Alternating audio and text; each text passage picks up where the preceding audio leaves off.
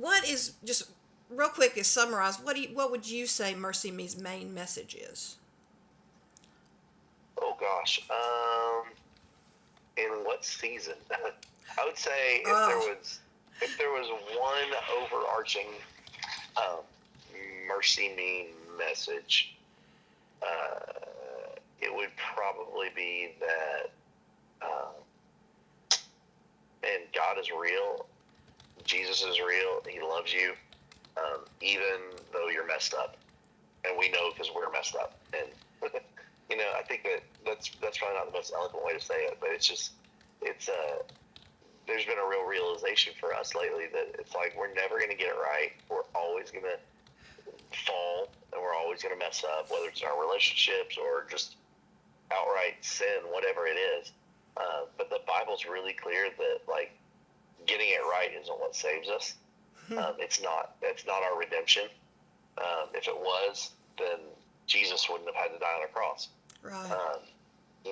Our redemption comes from Christ and from His blood on the cross, and He was the payment for our sin. And trusting in Him is all that it requires of us, and that's really hard to reconcile because we want to fix things. We want to we want to atone. We want to make up for things when we do something wrong, and that's just not God's economy at all. And so I think just constantly reminding people that they're loved just the way they are is probably our biggest message. And I would say that in that message, like having experienced it, it frees you up to be able to get it right a little more often. Not every time, but like you don't feel the pressure of having to, and so all of a sudden you have a desire to, and I don't know. It's when you don't feel like God's the boogeyman watching over your shoulder, waiting for you to mess up. Like you're relaxed in life and you don't mess up. You're not focused on the mistakes. You're focused on Him and enjoying Him because He's enjoying you. Yeah. It's funny that you say that, though, because that is exactly what God's been teaching me. I mean, almost word for word. That kind of, Yeah. that the grace is there, and that Yeah. it's not on us. I mean, it says it in the Bible, but we still are so works oriented. Well, I know I am. Absolutely. Yeah. Oh yeah. And I feel horrible when I don't do something right. But that's not the Right. point. It's not. I mean, well, why did God create us in the beginning? Why did He create Adam and Eve?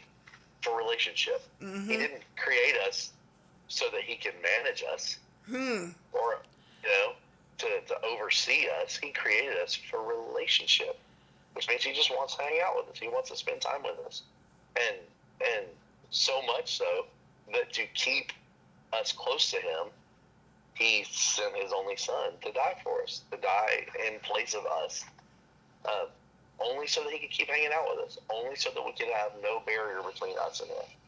That's the only reason. It's not so that He can manage us and oversee us and manage our sin in our life, how much we get it right and wrong. That's not why. It's not why we're here. That's not why He created us. He created us for His enjoyment, and so we can enjoy Him. That's really powerful. Yeah. If we could all just believe that, that would be.